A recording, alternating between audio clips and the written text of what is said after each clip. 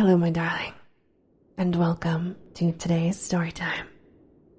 If you like what you hear, please make sure to subscribe. And now, on with our story time. Max and Fabio retired to their room, and being somewhat heavy-headed from the classic fumes of the Falernian, they were soon sound asleep. Octavian, who had more than once suffered the full glass to remain before him untasted, not wishing to disturb by a grosser intoxication the poetic drunkenness which boiled in his brain, felt from the agitation of his nerves that sleep would not come to him. He left the hostelry on tiptoe, that he might cool his brow and calm his thoughts in the night air.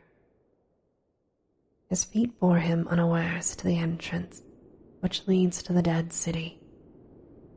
He removed the wooden bar that closed it and wandered into the ruins beyond.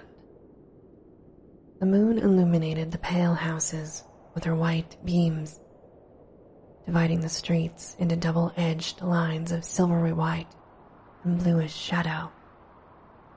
This nocturnal day, with its subdued tints, disguised the degradation of the buildings, the mutilated columns, the facades streaked with fugitive lizards, the roofs, crumbled in by the eruption, were less noticeable than when beheld under the clear, raw light of the sun. The lost parts were completed by the half-tint of shadow, and here and there one brusque beam of light, like a touch of sentiment in a picture sketch, marked where a whole edifice had crumbled away. The silent genii of the night seemed to have repaired the fossil city for some representation of fantastic life. At times, Octavian fancied that he saw vague human forms in the shadow, but they vanished the moment they approached the edge of the light portion of the street. A low whispering, an indefinite hum, floated through the silence, while Promandier at first attributed them to a fluttering in his eyes, to a buzzing in his ears, to the wind.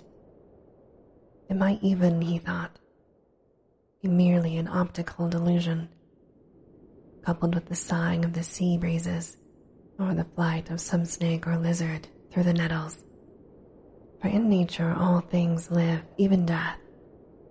All things make themselves heard, even silence. Nevertheless, he felt a kind of involuntary terror, a slight trembling that might have been caused by the cold night air, but which made his flesh creep. Could it be that his comrades, actuated by the same impulses as himself, were seeking him among the ruins? Those dimly seen forms and those indistinct sounds of footsteps, might it not have been only Max and Fabio, walking and chatting together, who had just disappeared around the corner of a crossroad?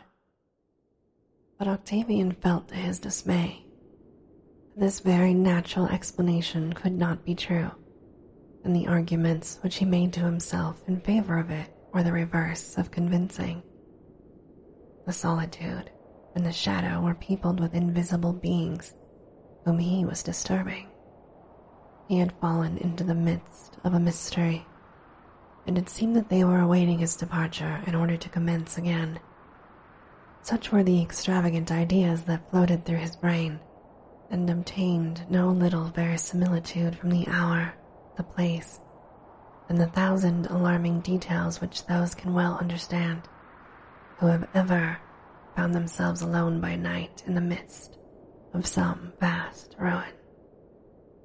Passing before a house which he had attentively observed during the day, and which the moon shone fully upon, he beheld in perfect integrity a certain portico, whereof he had vainly attempted to restore the design and fancy.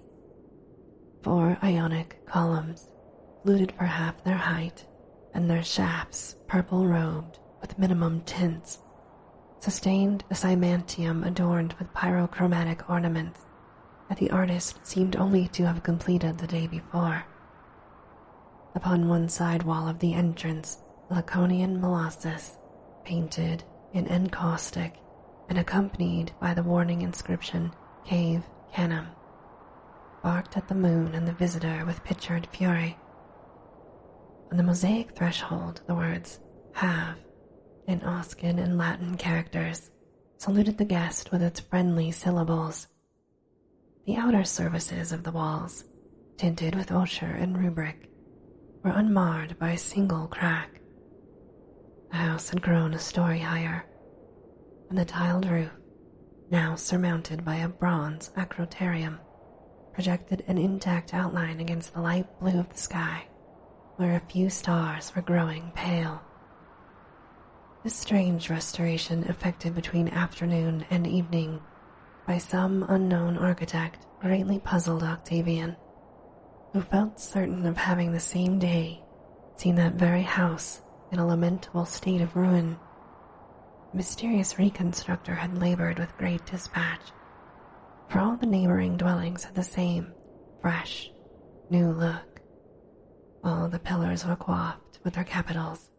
Not a single stone, a brick, or pellicle of stucco or scale of paint was wanting upon the shining surfaces of the facades, and through the intervals of the peristyles surrounding the marble basin of the Cave Diem, one could catch glimpses of white laurels and bay roses, myrtles and pomegranates.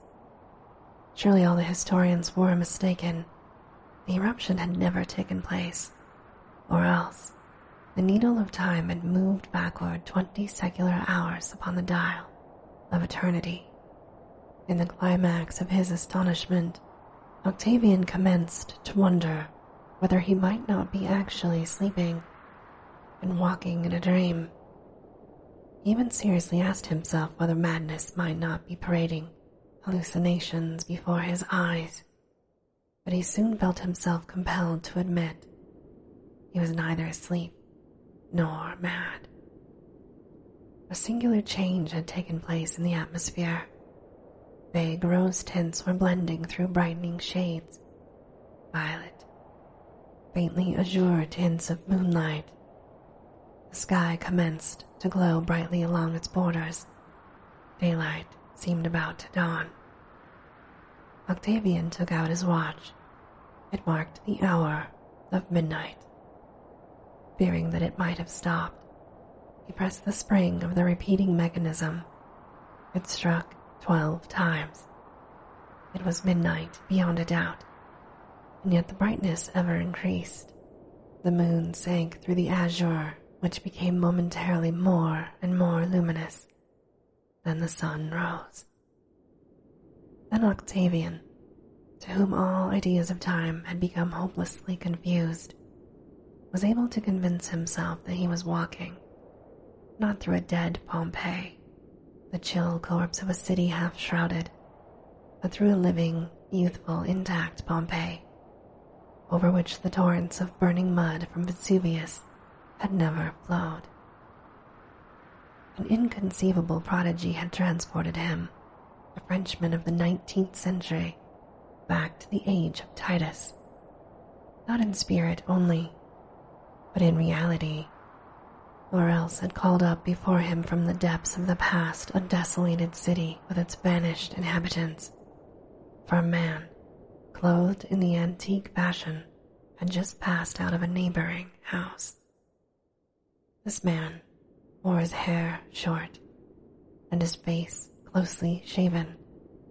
He was dressed in a brown tunic with a grayish mantle, the ends of which were well tucked up so as not to impede his movements.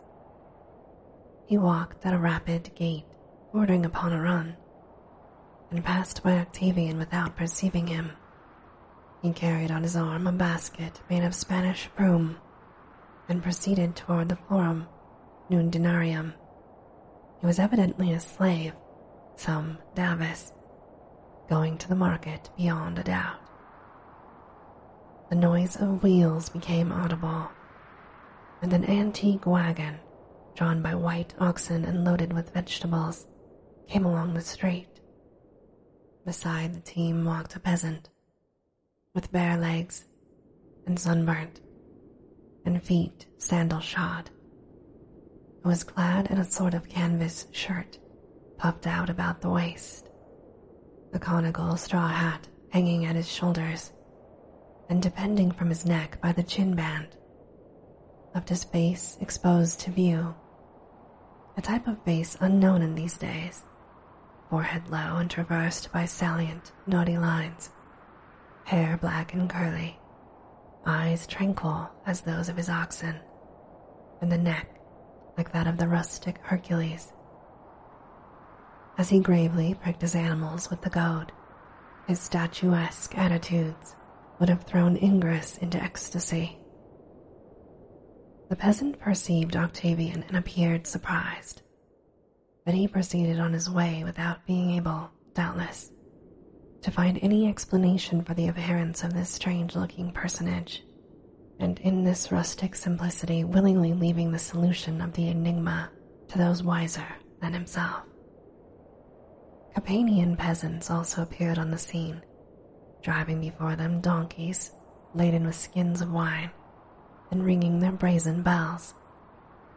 These people differed from those of the modern peasants, as a medallion differs from a sun. Gradually, the city became peopled, like one of those panoramic pictures at first desolate, but which by a sudden change of light become animated, with personages previously invisible.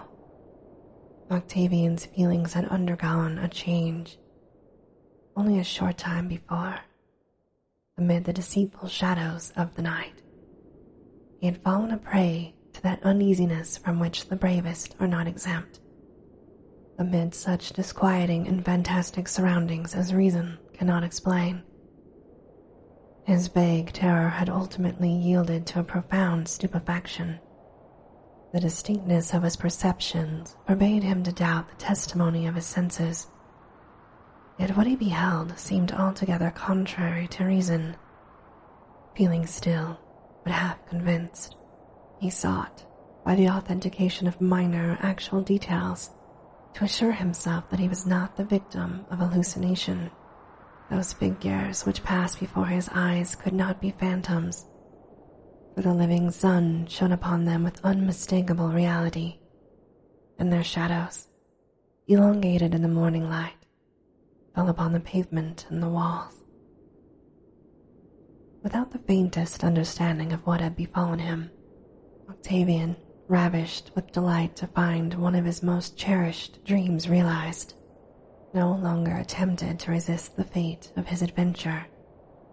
He abandoned himself to the mystery of these marvels, without any further attempt to explain them.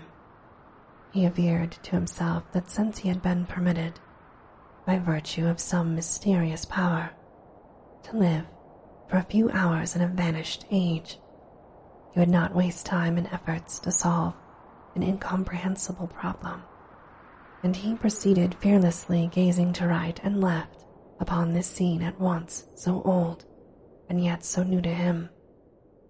But to what epoch of Pompeian life had he been transported?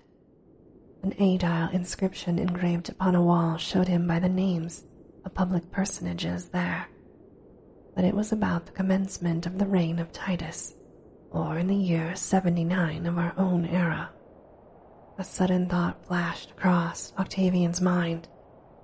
The woman whose mold he had seen in the museum at Naples must be living, inasmuch as the eruption of Vesuvius, by which she had perished, took place on the 24th of August in this very year.